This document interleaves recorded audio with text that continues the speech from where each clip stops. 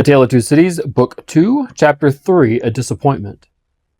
Mr. Attorney General had to inform the jury that the prisoner before them, though young in years, was old in the treasonable practices which claimed the forfeit of his life. That this correspondence with the public enemy was not a correspondence of today, or of yesterday, or even of last year, or of the year before. That it was certain the prisoner had, for longer than that, been in the habit of passing and repassing between France and England on secret business of which he could give no honest account. That if it were in the nature of traitorous ways to thrive, which happily it never was, the real wickedness and guilt of his business might have remained undiscovered.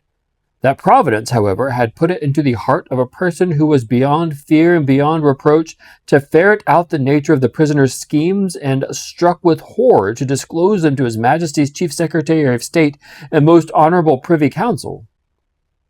That this patriot would be produced before them. That this position and attitude were, on the whole, sublime. That he had been the prisoner's friend, but at once in an auspicious and an evil hour, detecting his infamy, had resolved to emulate the traitor he could no longer cherish in his bosom on the sacred altar of the country. That if statues were decreed in Britain as in ancient Greece and Rome to public benefactors, the shining citizen would be assuredly have had one. That, as they were not so decreed, he probably would not have one. That virtue, as had been observed by the poets in many passages which he well knew the jury would have word for word at the tips of their tongues, whereat the jury's countenances displayed a guilty consciousness that they knew nothing about the passages, was in a manner contagious, more especially the bright virtue known as patriotism, or love of country. That the lofty example of this immaculate and unimpeachable witness for the crown, to refer to whom, however unworthy was an honor, had communicated itself to the prisoner's servant, and had engendered in him a holy determination to examine the master's table drawers and pockets and secretest papers. That he, Mr. Attorney General, was prepared to hear some disparagement attempted of this admirable servant, but that, in a general way, he preferred him to his, Mr. Attorney General's, brothers and sisters, and honored him more than his, Mr. Attorney General's, father and mother. That he called with confidence on the jury to come to do likewise. That the evidence of these two witnesses, coupled with the documents of their discovering that would be produced, would show the prisoner to have been furnished with lists of His Majesty's forces, and of their disposition and preparation, both by sea and land, would leave no doubt that he had habitually conveyed such information to a hostile power.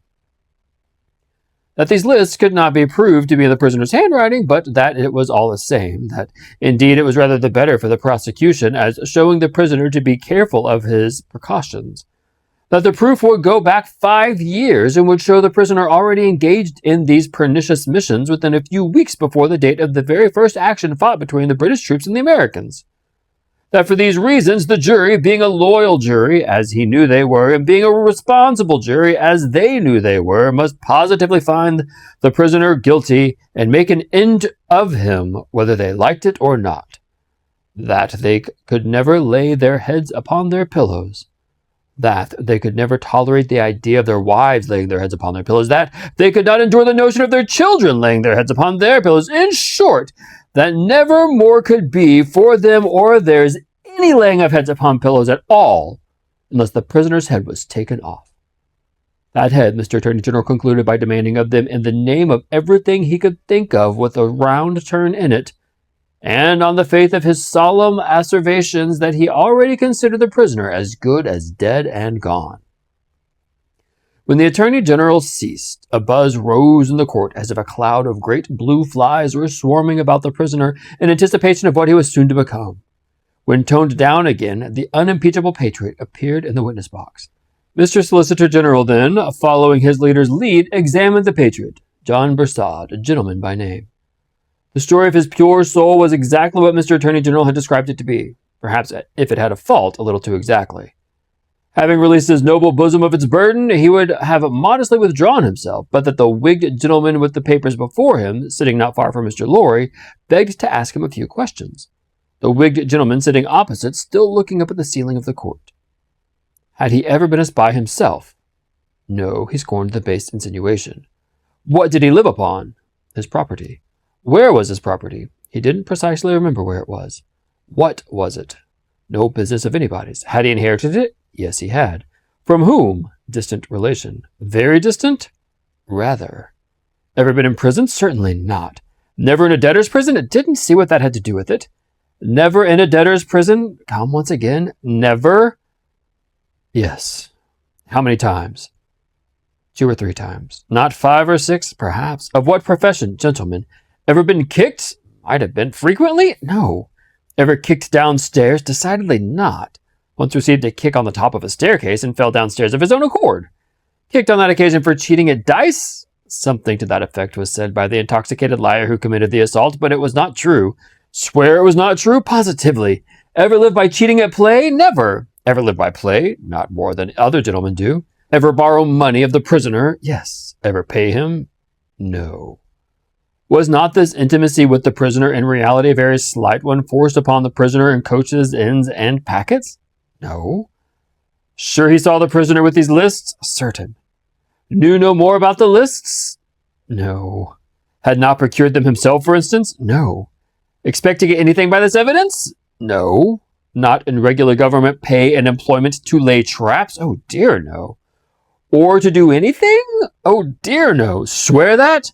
Over and over again. No motives but motives of sheer patriotism. None whatsoever. The virtuous servant, Roger Cly, swore his way through the case at a great rate.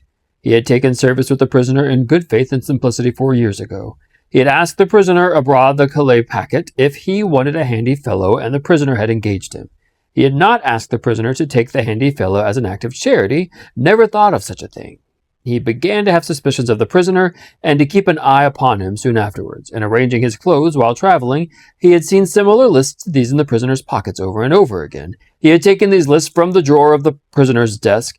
He had not put them there first. He had seen the prisoner show these identical lists to French gentlemen at Calais, and similar lists to French gentlemen both at Calais and Boulogne. He loved his country and couldn't bear it, and had given the information. He had never been suspected of stealing a silver teapot. He had been maligned respecting a mustard pot, but it had turned out to only be a plated one. He had known the last witness 7 or 8 years. That was merely a coincidence. He didn't call it a particularly curious coincidence. Most coincidences were curious. Neither did he call it a curious coincidence that true patriotism was his only motive too. He was a true Briton and hoped there were many like him. The blue flies buzzed again, and Mr. Attorney General called Mr. Jarvis Lorry. Mr. Jarvis Lorry, are you the clerk in Tellson's Bank? I am. On a certain Friday night, November 1775, did business occasion you to travel between London and Dover by the mail? It did. Were there any other passengers in the mail? 2. Did they alight on the road in the course of the night? They did. Mr. Lorry, look upon the prisoner. Was he one of those 2 passengers? I cannot undertake to say that he was. Does he resemble either of the 2 passengers? Both were so wrapped up, and the night was so dark, and we were all so reserved that I cannot undertake to say even that. Mr. Lorry, look again upon the prisoner. Supposing him wrapped up as those 2 passengers were, is there anything in his bulk and stature to render it unlikely that he was one of them? No. You will not swear, Mr. Lorry, that he was not one of them? No. So at least you say he may have been one of them? Yes. Except that I remember them both to have been, like myself, timorous of highwaymen, and the prisoner was not a timorous heir. Did you ever see a counterfeit of timidity, Mr. Lorry? I certainly have seen that. Mr. Lorry, look once more upon the prisoner. Have you seen him to your certain knowledge before? I have. When? I was returning from France a few days afterwards, and at Calais the prisoner came on board the packet ship in which I returned, and made the voyage with me. At what hour did he come on board? At a little after midnight. In the dead of the night. Was he the only passenger who came on board at that untimely hour? He happened to be the only one. Never mind about happening, Mr. Lorry. He was the only passenger who came on board in the dead of the night? He was. Were you traveling alone, Mr. Lorry, or with any companion? With 2 companions, a gentleman and a lady. They are here. They are here. Had you any conversations with the prisoner? Hardly any. The weather was stormy and the passage long and rough, and I lay on a sofa almost from shore to shore. Miss Manette! The young lady to whom all eyes had been turned before were now turned again, stood up where she had sat. Her father rose with her and kept her hand drawn through his arm. Miss Manette, look upon the prisoner. To be confronted with such pity and such earnest youth and beauty was far more trying to the accused than to be confronted with all the crowd. standing as it were apart from her on the edge of his grave. Not all the staring curiosity that looked on could, for the moment, nerve him to remain quite still. His hurried right hand parceled out of the herbs before him into the imaginary beds of flowers in a garden, and his efforts to control and steady his breathing shook the lips from which the color rushed to his heart. The buzz of the great flies was loud again. "Miss Manette, have you seen the prisoner before?" "Yes, sir." "Where?" "On board of the packet ship just now referred to, sir, and on the same occasion." "You are the young lady just now referred to?" "Oh, most unhappily I am." The plaintive tone of her companion merged into the less musical voice of the judge as he said something fiercely. "Answer the question put to you and make no remark upon it. Miss Manette, had you any conversation with the prisoner on the passage across the channel?" "Yes, sir." "Recall it." In the midst of a profound stillness, she faintly began, "When the gentleman came on board—" "Do you mean the prisoner?" inquired the judge, knitting his brows. "Yes, my lord." "Then say the prisoner." "When the prisoner came on board, he noticed that my father," turning her eyes lovingly to him as he stood beside her, "was much fatigued and in a very weak state of health. My father was so reduced that I was afraid to take him out of the air, and I had made a bed for him on the deck near the cabin steps, and I sat on the deck at his side to take care of him. There were no other passengers that night but we four. The prisoner was so good as to beg permission to advise me how I could shelter my father from the wind and weather better than I had done. I had not known how to do it well, not understanding how the wind would set when we were out on the harbor. He did it for me. He expressed great gentleness and kindness for my father's state, and I am sure he felt it. That was the manner of our beginning to speak together." "Let me interrupt you for a moment. Had he come on board alone?" "No." "How many were with him?" "Two French gentlemen." "Had they conferred together?" "They had conferred together until the last moment when it was necessary for the French gentlemen to be landed on their boat." "Had their papers been handed about among them similar to these?" "Some papers have been handed about them, but I don't know the papers." "Like these in shape and size?" "Possibly. But indeed I don't know, although they stood whispering very near to me, because they stood at the top of the cabin steps to have the light of the lamp that was hanging over there, and it was a dull lamp, and they spoke very low, and I did not hear what they said, and I saw only that they looked at papers." "Now to the prisoner's conversation, Miss Manette." "The prisoner was as open in his confidence with me, which arose out of my helpless situation, as he was kind and good and useful to my father. I hope," bursting into tears, "I may not repay him by doing him harm today." Buzzing from the blue flies. "Miss Manette, if the prisoner does not perfectly understand that you give the evidence which it is your duty to give, which you must give, and which you cannot escape from giving, with great unwillingness, he is the only person present in that condition. Please to go on." "He had told me that he was traveling on a business of a delicate and difficult nature, which might get people into trouble, and that he was therefore traveling under an assumed name. He said that this business had within a few days taken him to France, and might, at intervals, take him backwards and forwards between France and England for a long time to come." "Did he say anything about America, Miss Manette? Be particular." "He tried to explain to me how that quarrel had arisen, and he said that so far as he could judge, it was a wrong and foolish one on English part. He said in a jesting way that perhaps George Washington might gain almost as great a name in history as George III, but there was no harm in his way of saying this. It was said laughingly and to beguile the time." Any strongly marked expression of face on the part of a chief actor in a scene of great interest to whom many eyes are directed will be consciously imitated by the spectators. Her forehead was painfully anxious and intent as she gave this evidence, and in the pauses when she stopped for the judge to write it down, watched its effect upon the counsel for and against. Among the lookers-on there was the same expression in all quarters of the court, so much that a great majority of the foreheads there might have been mirrors reflecting the witness, when the judge looked up from the notes at the glare of the tremendous heresy upon George Washington. Mr. Attorney General now signified to my lord that he deemed it necessary as a matter of precaution and form to call the young lady's father, Dr. Manette, who was called accordingly. "Dr. Manette, look upon the prisoner. Have you ever seen him before?" "Once, when he was called at my lodgings in London, some 3 years or 3 years and a half ago." "Can you identify him as your fellow passenger on the board of the packet, or speak to his conversation with your daughter?" "Sir, I can do neither." "Is there any particular and special reason for your being unable to do either?" He answered in a low voice, There is. Has it been your misfortune to undergo a long imprisonment without trial or even accusation in your native country, Dr. Manette? He answered in a tone that went to every heart. A long imprisonment. Were you newly released on the occasion in question? They tell me so. Have you no remembrance of the occasion? None. My mind is a blank from that time. I cannot even say what time, when I employed myself in my captivity in making shoes, to the time when I found myself living in London with my dear daughter here. She had become familiar to me when a gracious God restored my faculties, but I'm quite unable even to say how she had become familiar. I have no remembrance of the process. Mr. Attorney General sat down, and the father and daughter sat down together. A singular circumstance then arose in the case, the object in hand being to show that the prisoner went down with some fellow plotter untracked in the Dover mail on Friday night in November 5 years ago, and got out of the mail in the night as at a blind at a place where he did not remain, but from which he traveled back some dozen miles or more to a garrison and dockyard, and there collected information.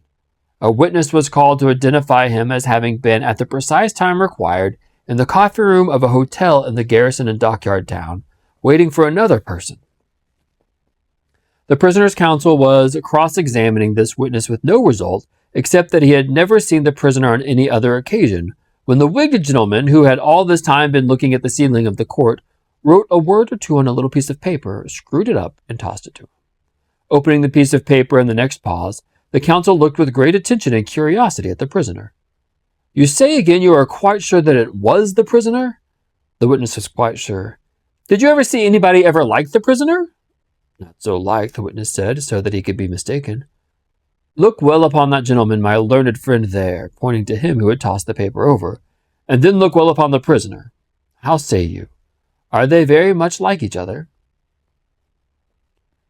Allowing for my friend's appearance being careless and slovenly, if not debauched, they were sufficiently like each other to surprise not only the witness, but everybody present when they were thus brought into comparison.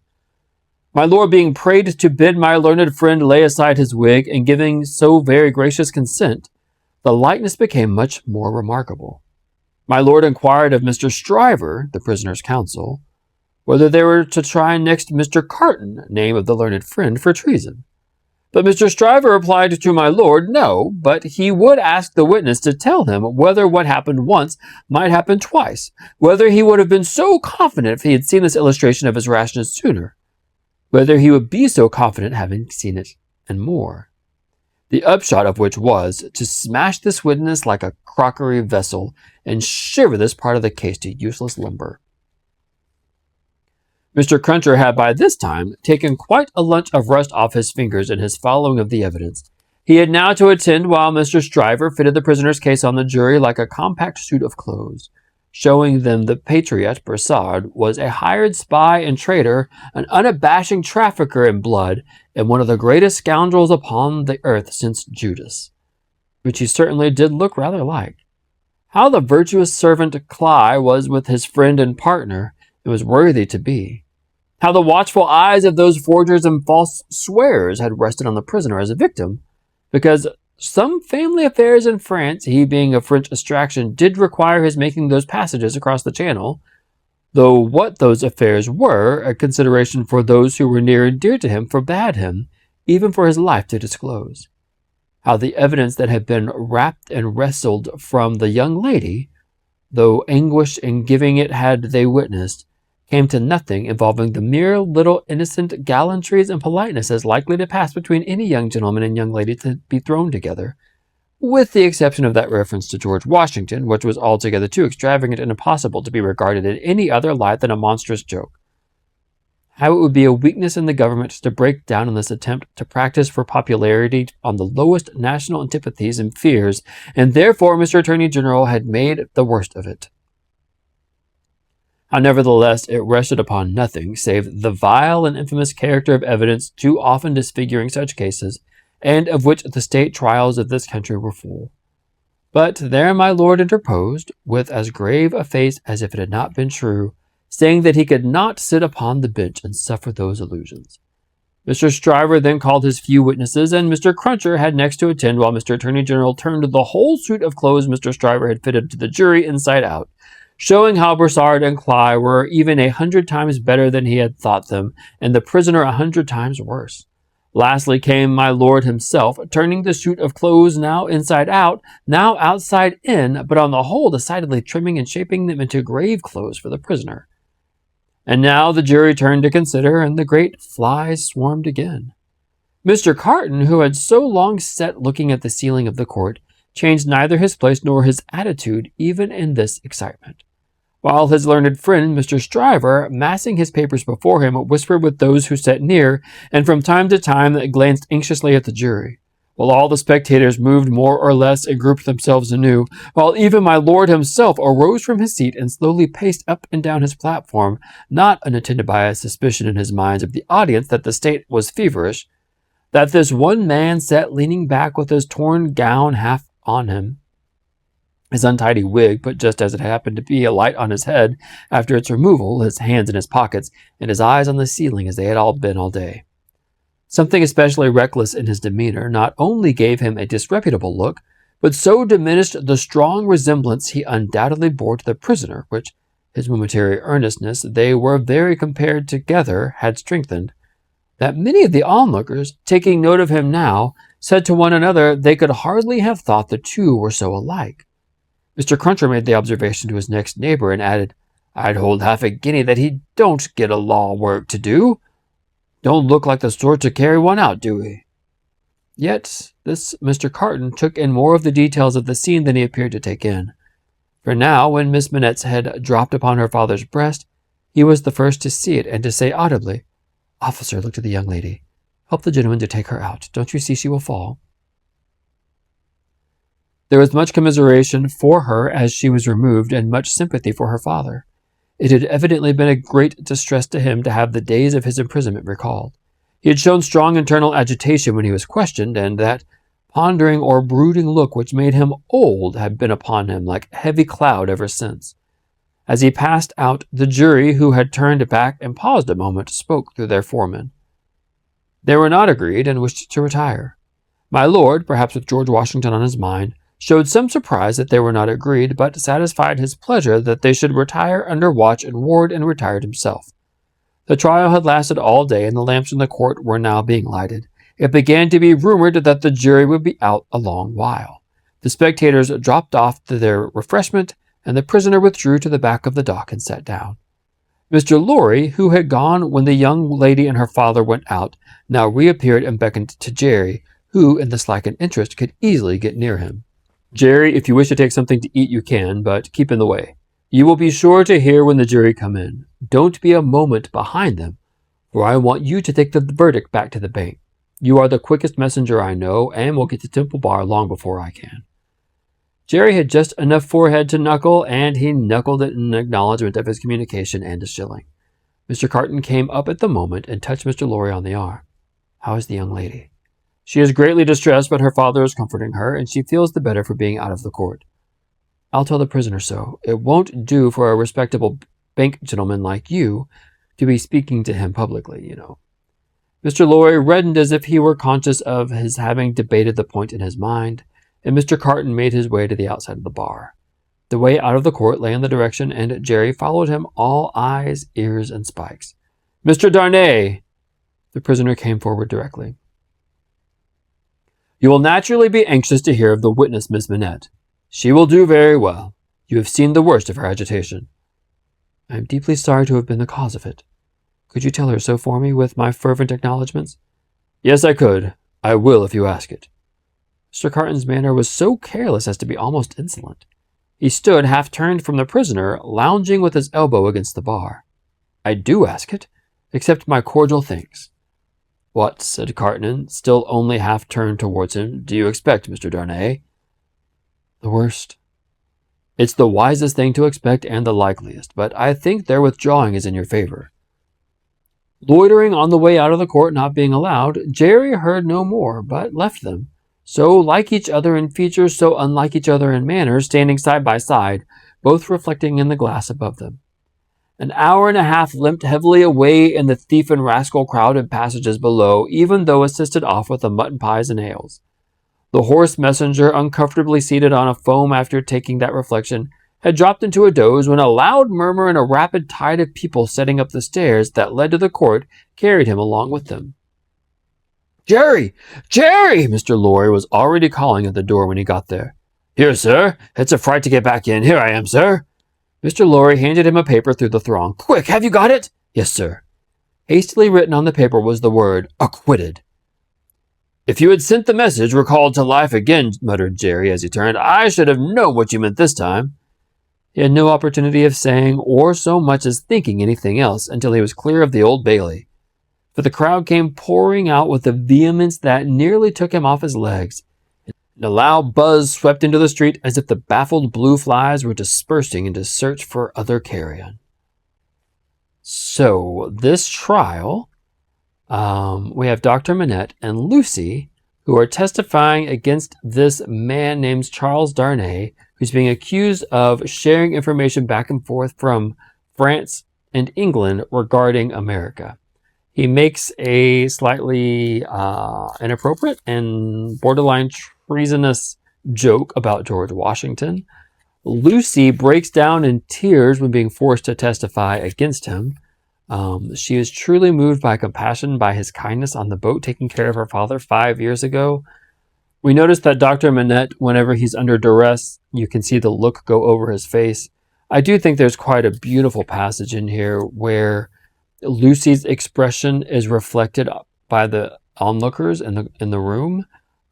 Says, "In the strongly remarked expression of a face on the part of the chief actor in a scene of great interest to whom many eyes are directed will be unconsciously imitated by the spectators." What a beautiful sentence, and what a great statement on human nature, that people reflect the expressions that they see on somebody else.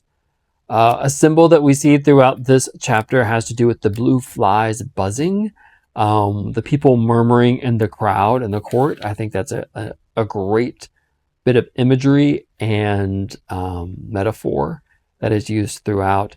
We are introduced to a few new characters, and we will see some insight.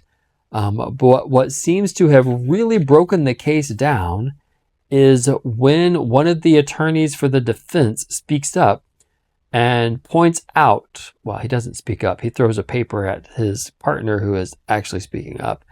And it's pointed out that he looks like the prisoner.